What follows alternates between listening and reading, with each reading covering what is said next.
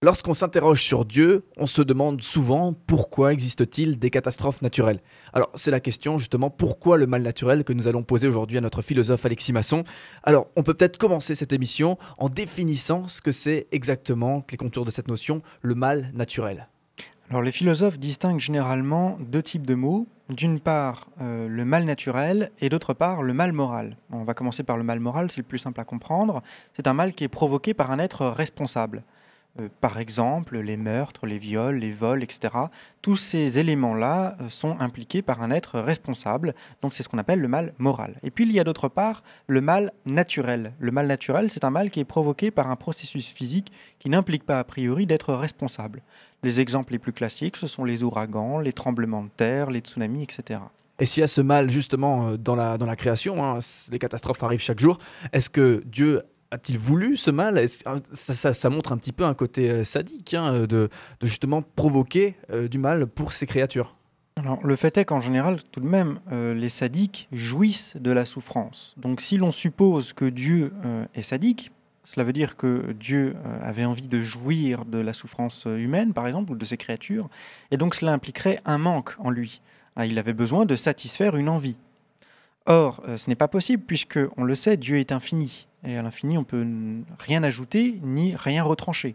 Dieu n'avait ni besoin ni intérêt dans la création. Donc, il n'est pas possible que Dieu ait créé l'univers par sadisme, comme s'il avait un besoin à satisfaire ou une envie à satisfaire. Il s'agit plutôt d'un acte totalement désintéressé. C'est pourquoi on parle d'un acte d'amour. Un acte totalement désintéressé, c'est ce qu'on appelle un acte d'amour. Et donc, de ce fait, la création est un acte d'amour. Mais il est évident que si c'est un acte d'amour, ça implique aussi une liberté. Il n'y a pas d'amour sans liberté. Donc il faut une liberté au niveau des créatures.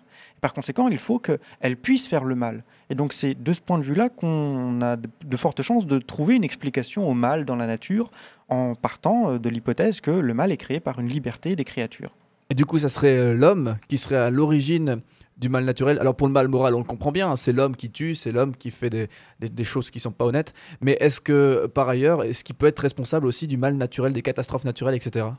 Alors, si l'univers est un système finement réglé par Dieu, il est évident que la moindre désobéissance ou le moindre écart par rapport à la volonté de Dieu risque d'avoir des implications systémiques et risque de provoquer du mal. C'est d'une certaine manière l'hypothèse du péché originel. On pourrait l'illustrer en parlant, par exemple, d'une horloge. S'il y a la moindre poussière dans le mécanisme, eh bien, l'horloge risque d'être totalement déréglée. Donc, ça pourrait être cette hypothèse. Seulement, il faut quand même avouer que on a du mal à comprendre, on a du mal à voir comment il serait possible que le moindre meurtre, le moindre méfait humain puisse provoquer un tremblement de terre, tout de même. Un tremblement de terre reçoit une explication purement naturelle, que l'homme ait existé ou non. Même si l'homme n'avait jamais existé, il y aurait eu des tremblements de terre. Donc par conséquent, cette hypothèse est un peu simple.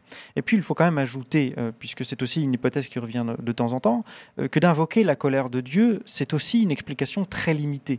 Parce qu'un tremblement de terre tue aussi bien des criminels notoires que des personnes totalement innocentes. Le nouveau-né qui vient à peine de naître n'est évidemment responsable de rien et il peut mourir dans un tremblement de terre.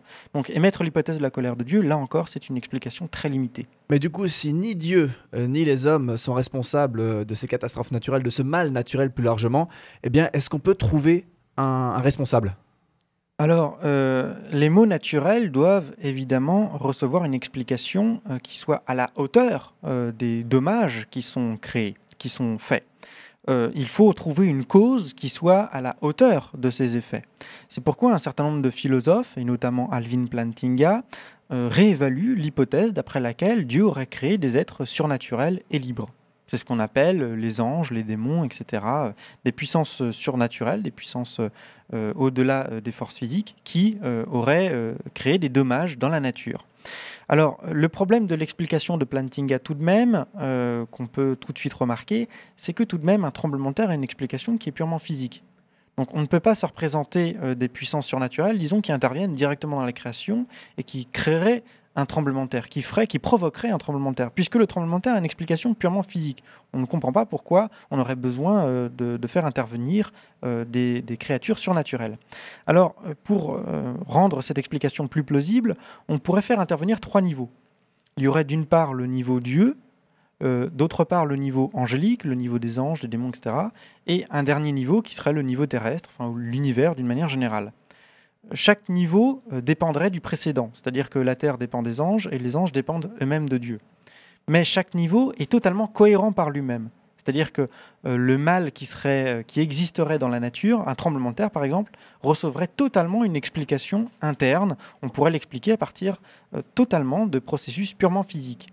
Mais son existence même dépendrait des déterminations du règne angélique qui lui-même dépendrait totalement de Dieu. Donc on est toujours dans une hypothèse monothéiste, il n'y a bien que Dieu qui ultimement est créateur, mais chaque niveau a sa propre suffisance, ce qui permettrait d'expliquer pourquoi un tremblement de terre, par exemple, à la fois serait d'une certaine manière causé par autre chose que Dieu, et serait causé par des anges qui utiliseraient mal leur liberté, mais en même temps pourquoi ce serait un processus purement physique.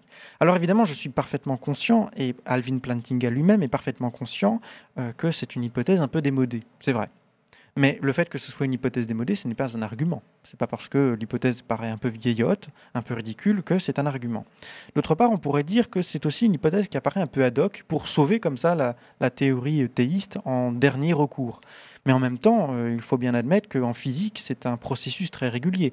Si on regarde par exemple la théorie quantique des cordes, on fait intervenir 11 dimensions pour expliquer la relation entre la physique classique et la physique quantique.